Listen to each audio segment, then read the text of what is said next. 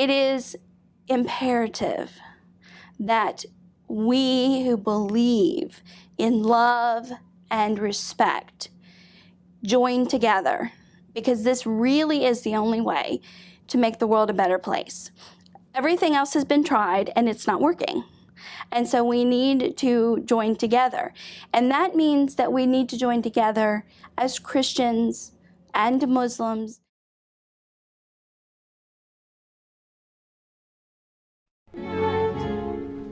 Change the world just like that. I'm sure Gulen.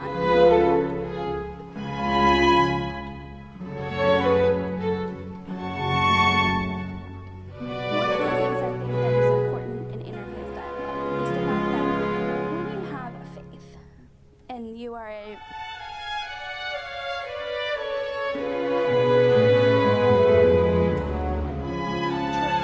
embrace that idea and also these other areas in the world where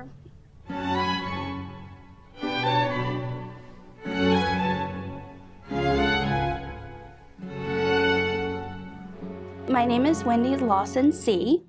I am a resident of South Carolina, which is on the east coast of the United States, and I'm a business owner, but currently I'm taking a vacation from that business, and I am attending law school so that I can eventually become a lawyer. I have 1 year left, and so I'm actually residing in Virginia Beach, which is also on the east coast. That's in Virginia. But I am on the advisory board for the Rumi Forum there in Virginia Beach. So I'm very active with the Hizmet movement in the area. Fethullah Gulen to me is an Islamic cleric. He is certainly Hoja Effendi. He very learned man. He certainly has studied and read beyond what his education would have provided him at that time in Turkey. And he's also very close to God. You can tell when he writes that he writes from a place in his heart where he's close to God and cares what God thinks of what he's writing. Maybe not so much what other people think of him in the world at large, but he certainly cares what God thinks of him. And that's what I see in him. I see love. I see what great ideas on how the world can be a better place. And I'm also always very impressed by the fact that he shuns the limelight. He does not want to be in front of millions of people on a Friday afternoon giving a sermon. He wants to be his own person. And if he influences one person today, that's a good thing. And I think that's a good model for the rest of us, because we can't all influence and make the world a better place all at once, but we can influence one person today. And that's what I get from Gulen. There will always be suspicions of any person who shuns the limelight. If he wants to be private in some way, that means secretive. And that secretive means bad. And there will always be, just as in the movie that was shown last night, Love is a Verb, there will always be people who do not see him in a good light, who do not see his movement in a good light. And there are a great many of those people who will never change their minds. And so I come in contact with a lot of those people because I am a Christian and I am more conservative politically. And so I come in contact with a lot of those people who have a very bad impression of him, the movement, Islam in general. And I spend time dispelling myths and preaching the good message that he gives. But there are some people who will never change their minds. My job is to change one person's mind at a time, and then hopefully they will change someone else's mind. You cannot change the world just like that. I'm sure Gulen, if he wanted to, would walk out of his bedroom tomorrow and say, I think we'll change the world today. There, it's done. But humans can't do that. We have to do it one person at a time. We have to feed one person at a time. We have to give medical care to one person at a time. We have to have a meal with someone who is of a different faith, someone who is of a different ethnic background than us. That's how we create the relationships that are going to change the world.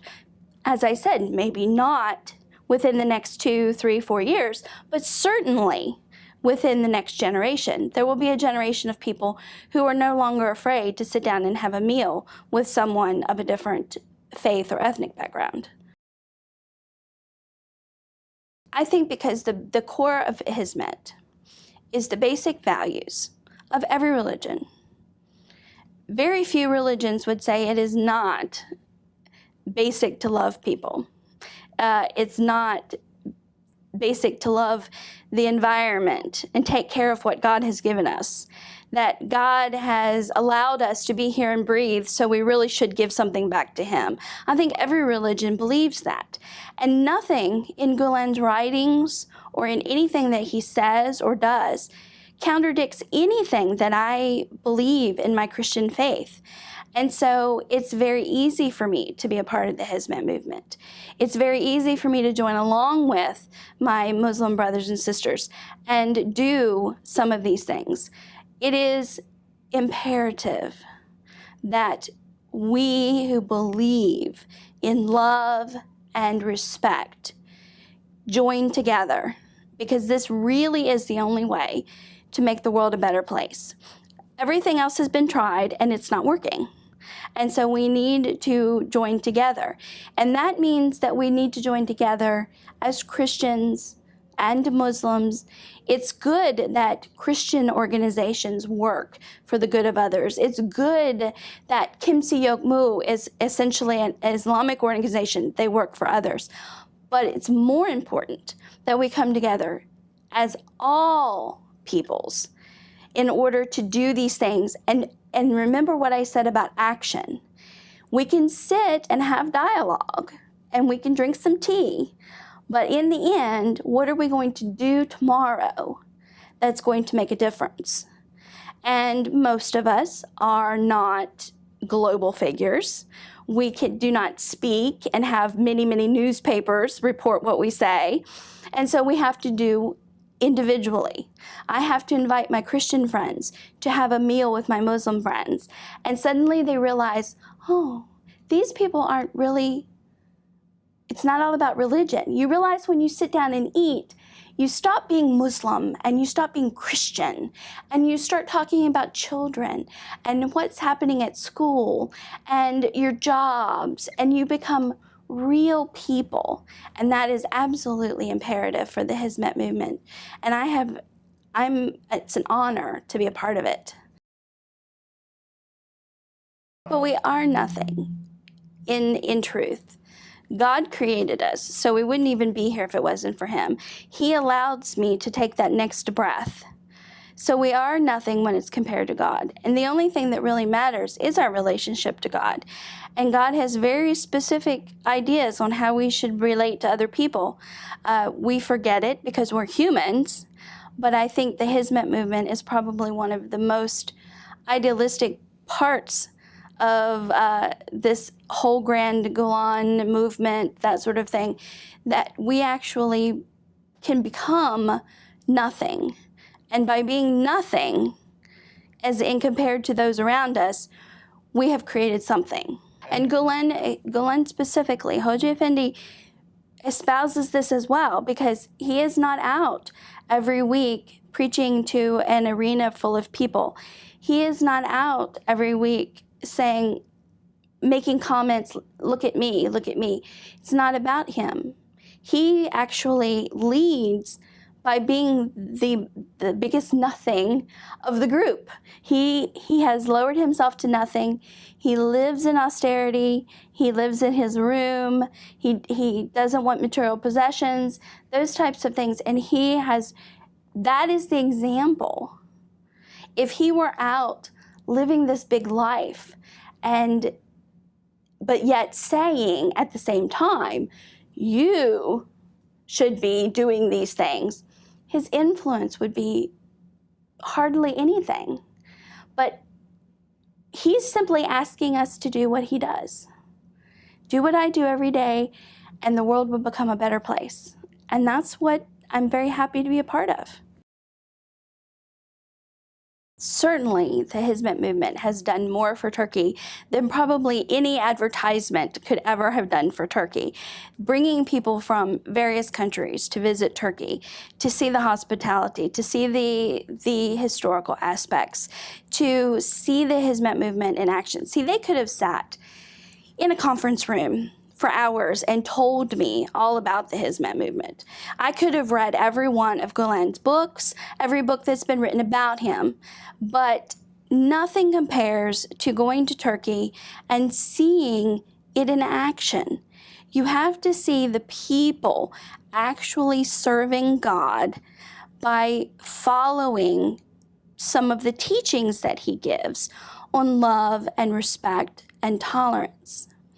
Now, one of the things that's very important, though, is that the Hizmet eventually grows larger than Turkey. The point is that you go into these other countries, you educate these people, and then they will, in turn, come back to their communities and do for themselves what the Hizmet movement has been doing, so that the Hizmet movement can move on to someplace else that needs them.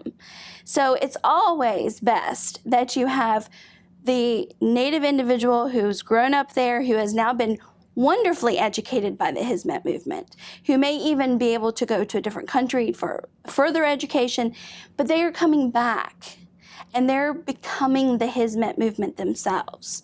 They're giving to their community, and they're following the precepts that Gulen has given, even if they're not Islamic. They're coming back, and they're being the Hizmet movement for themselves. And so nothing, I think, could do more for Turkey's reputation in the world than good deeds. It just simply is impossible. The Turkey could stand, the political leaders could stand, the political leaders could go to every country in the world and have meetings and conferences, and they could all drink tea, but at the end of the day, it's the people on the ground who are feeding, who are taking care of people, who are making Turkey what it is today. It is the fact that most people, if you asked them, would say they want world peace. Of course we want world peace, but very few people actually do anything about it. And the Hizmet movement specifically does go out and put action to their words. I think it's very impressive about Gulen and Hizmet that they really put their energy where their beliefs are. They don't just talk about the need for interfaith dialogue and understanding. They say we have to build the quality of understanding and knowledge in the world that will help us advance our goal.